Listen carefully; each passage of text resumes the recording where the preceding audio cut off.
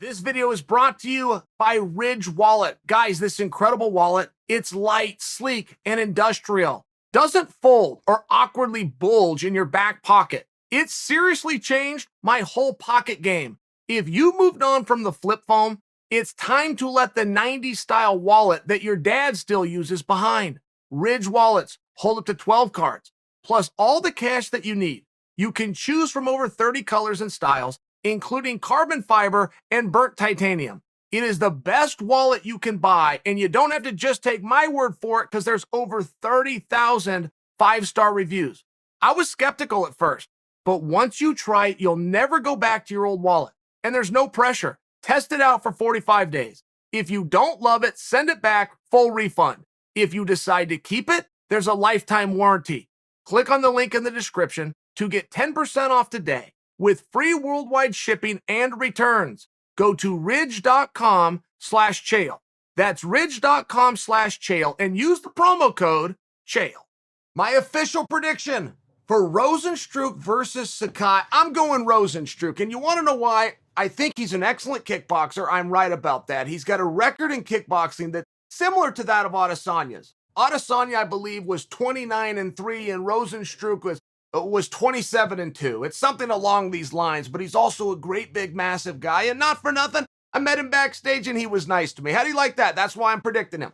But I do think it's going to be a stand-up battle, and I think that Sakai is extremely impressive at his ability to take a shot. Tremendously tough guy. Rozenstruik's going to win because of his ability to give a shot. And Sakai is such a big guy, and that can come in real handy or that can work against you, right? That can make you real strong and durable, and now you can take more shots. It can also slow you down. I haven't seen slow Sakai down. I think Sakai's a pretty damn good fighter. I think Rozenstruik's better. I want to tell you this, though, because I think more of an emphasis sits within the division. I feel like that's a bigger talking point. We're starting to see the names in heavyweight changing that are headlining shows. And if I was to ask you a question, and yes, guys, this is a Jon Jones piece. Yes, this all ties back to Jon Jones. I'm not sure why Jon is waiting, and I'm not certain what he's waiting for. And if I was to ask you guys a question, which is, who would you rather see fight Khabib, George St. Pierre or Kamaru Usman? I don't need your answer. I need you to admit back to me that, yes, that is a question. Who would I rather see, Usman or St. Pierre? And you're going to ponder it back and forth. And even if you all come to the same conclusion, 2 years ago, it wasn't a question. I would have sounded like a fool 2 years ago asking you who you'd rather see fight Khabib, Kamaru Usman, or George St. Pierre. There would be absolutely no dialogue. I would barely get the question out of my mouth, and you would all be swatting back to me, George St. Pierre. It is now at least a question, which proves my point of how quickly things change. And there is no division that is ripe for the taking like the heavyweights. None. We have no division. Look, we got a very clear 4 guys. We really do. We've got the Lewis, we've got the Stipe, we've got Ngannou the champion, we have the entry of Jon Jones. But it's a step down from there. And the step down, I even have the answer. It's very clearly Curtis Blaydes. Very clearly. Curtis could have, without happenstance, been in the names of the top 4, but because he saw the champ twice and because he saw Lewis once, he now falls down to 5. It's still a good spot to be in, but number 6, it's a step down. There's nobody outside of those top names that are going to get the jump on Curtis right now. But spots 7, 8, and 9 get very competitive. They're names that I wouldn't even bring to you right now. They're new and they're emerging, but there's some real talent at heavyweight. So what do you need for talent to become stars? You need opportunity. And what does this weekend show us with the headlining being the heavyweight class? That opportunity also exists, and so now somebody has to take it. Somebody with that talent, a 7, 8, or 9, needs to take that talent and cling it to opportunity, and all of a sudden those big 4 names at the top aren't going to be the same 4. I don't know when that day comes. You don't know either. But if we can acknowledge through the example I gave of Khabib versus George, or Khabib versus Usman 2 years ago versus the debate that would be now, then I've succeeded at proving my point that things change very quickly. And if you think they're just going to stay with you, they're not. They're not. This is a game you can play for X amount of time, but you don't know when that clock is up. This sport is one you'll never be done with. You will wake up one day and the sport is done with you. To no fault of your own, you never had to lose, you never had to do anything. There was just a new guy rode into town with a white t-shirt and he looked a little bit more interesting for the time being, and the crowd ran over to him. It's an extremely real thing. I'll tell you, when I was first getting my due, when I was first kind of getting noticed by people, I was getting ready to fight Anderson Silva. And it was my first time in a main event of a pay-per-view. There was a lot more media that came with it. And just as a built-in factor of being the name or the new face that was out there, being the guy from out of town with the white shirt, I got a whole bunch of attention. I was at Mandalay Bay. Fight Week, International Fight Week. It was their first one ever. I was over there with Tap Out. We're in a little booth. I got on my t-shirt, and as I leave the Mandalay Bay, my hour, 90 minutes is up that I was supposed to be there for. I'm leaving the Mandalay Bay, and it's connected by a real long hallway to the hotel, to the actual Mandalay Bay Hotel. So I got to walk through this hallway. So I come out of the expo, and people started coming up to me. Some of them had their phones open, and they were recording me. I must have had 7 people. I could have had as many as 10 people. I mean, it was for sure the coolest moment. I had never been a cooler guy. I had never once just been out walking around and had the better part of a dozen people run over that are total strangers and they're just trying to take a picture with me. Or it was one of these things, and I remember soaking it in. I remember really soaking this in, and they were gone. They turned their back. I had one guy was putting my arm around to do a photo. He left. Everybody left. And I'm turning my head going, where did they all go? Brad Pitt must have walked in the room. So now I'm curious, and there's a massive mob. Now I'm bragging to you about my 7 to 10, maybe as many as 12 people. If there was 200 people, then there was 200 people around what I assume is going to be Brad Pitt. I finally look over the crowd. It was my opponent. It was Anderson Silva. But there was still a lesson in that for me. There was just a lesson in that of how quick that went. I went from 0 to roughly a dozen back to 0 because somebody cooler walked in the room. It was one of those things. Somebody who had beaten somebody up on TV more recently than I had. Whatever the thing was, he got his own poster. He got his new bobblehead came out. Whatever it was that made them decide he was cool enough to the fact, you could have had a one-on-one with me. He wasn't stopping. He wasn't talking to anyone. He wasn't posing and doing, but I was doing all the stuff that you would do that you think would bring fans in. Man, they left me cold. I was all by myself. I walked all the way, and I've been at the MGM, which is another place where we fight in the arena, and it's got a connection to the hotel. I've been at the MGM before where it has taken me 2 hours to get from the media appearance here and get down this corridor to get to the elevator to get back to my wife. 2 hours. I'll move an inch, I'll move 2 inches, and there was a person that I cruised through the Mandalay Bay, and I did it only because Anderson was 30 feet behind me. There wasn't one person. They could have ran up and talked to me. Hey, Chael, how you doing? I was still mysterious back then. I was interesting, and I would have talked to them. I would have done it. He was refusing all of them. He'd been there, done that. He's ready to get back to that elevator base, and he knew how to do it, which is don't stop for anything. Keep on moving. They want a picture. They can take it as I'm moving in a forward direction. I didn't know these things. I wasn't a veteran yet like him, but there was still a lesson in there that I learned right there on the spot. Right there. And I never forgot it, which is it will come, but it will go. And it has nothing to do with me or my willingness, has nothing to do with what I have done before. There is no point in time where I can yell to the masses, I defended a belt 10 times. And this guy's only defended it once. And the masses are going to side with me. They're either going to like me more, they're going to like him more.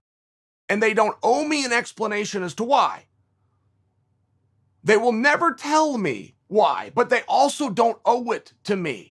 They can choose whoever they want, why ever they want. And if I sit and argue, no, those things are mine because I had the fastest submission. I had the fight of the night. I had the long. If I try to bring up anything that is called what's resting on your laurels, talking about I should get good things today because of good things I've done in the past, you will quickly become Al Bundy.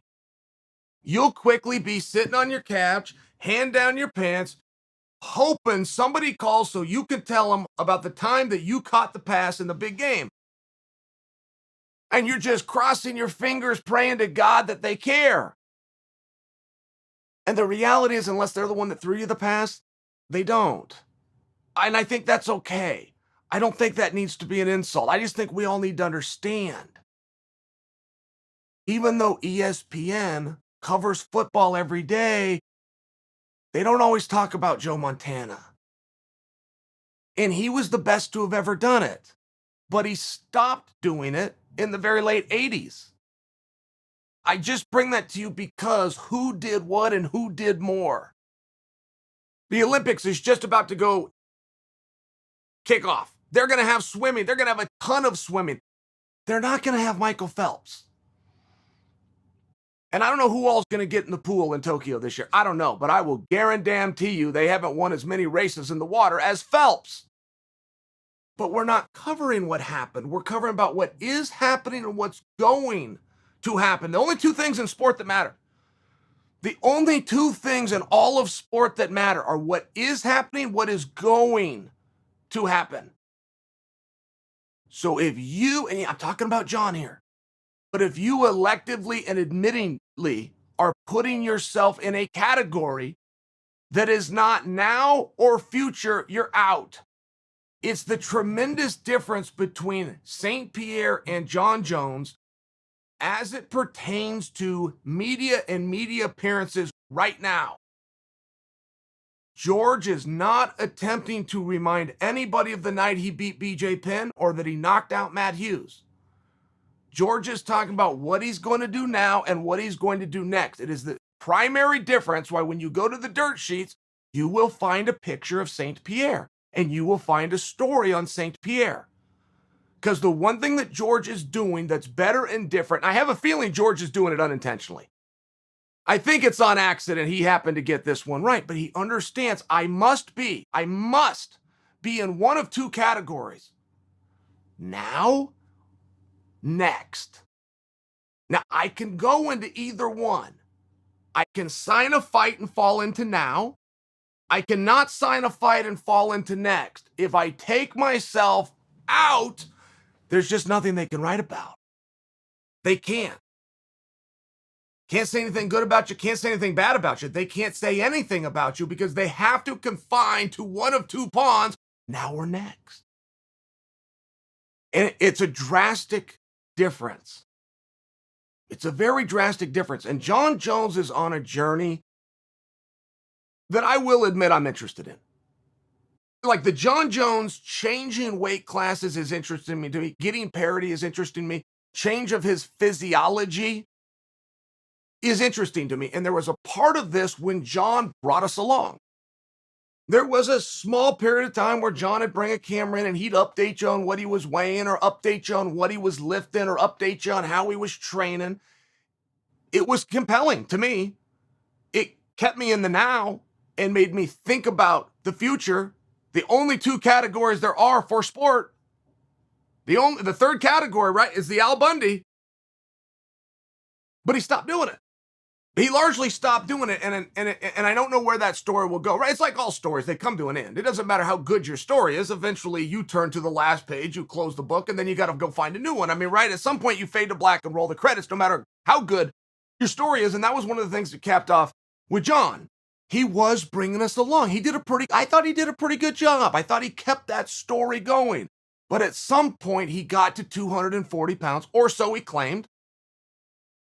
But he said all he was going to was 240 pounds. So the story's over. He had a mission. The 205 pounder wanted to get to 240. Then he was going to take a fight. The 205 pounder got up to 240. Well, now the story's over. The story's over if the story you're telling is that I'm John Jones and I weigh 205 pounds, but I'm going to get to 240. Hey, by the way, I weigh 240. The story's over. That's okay. You can stop. You could put that book away and see what you're going to get in residuals and see who's going to come along and possibly find you interesting instead of looking about today and next, or get that pen out, find a couple more pieces of paper, and write a sequel. Write another chapter. Add a verse. It's the great distinction right now between what John's doing versus what St. Pierre's doing, but you can greatly juxtapose who has gotten more media attention and who has gotten more headlines. And it would have nothing to do with who's won more fights. I would imagine George has won more fights than John, but that's off the top of my head. George goes back to like 2002. He's been beating people up, but he stopped at one point. John came along a lot later, but he went a little longer than George, as I remember it. I don't actually know. Point that I'm attempting to make, it doesn't matter. It doesn't matter who was more successful or who did what. That's Al Bundy territory. Be careful stepping in that. Be real careful stepping in that. You got to stay in the now, you got to stay in the next, or you're out of sport. And it's just one of these things as I'm looking forward to this weekend's heavyweight fight. I know none of you are huge Rozenstruik fans. I know none of you are huge fans of Rozenstruik's opponent, but you might be. You might be. It might all change. You might have that day like I did, where you're minding your own business and a dozen people run up to you. But I assure you, if you do, you'll also have the experience I had, which is they'll go. It's a rule of life. It's biology. What goes up must come down.